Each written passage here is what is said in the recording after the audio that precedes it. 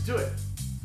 Hey, how you doing? It's Abrams. What up, camera? For this quick take video, I got the Schneider brand new full frame Xenon lenses. We're going to show you some of the features right now.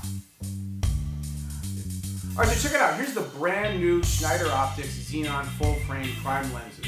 Currently, they only come in 3 focal lengths: 35mm, 50mm, and 75mm. They are all rated at t2.1 and they will cover a full frame sensor. They will also handle 4K resolution, which makes them almost future-proof. Currently, they come in EF and PL mount, and they're going to cost you around $4 grand a piece. So check it out. It's the Schneider Optics Xenon full frame primes, and they should be available sometime in mid-2013.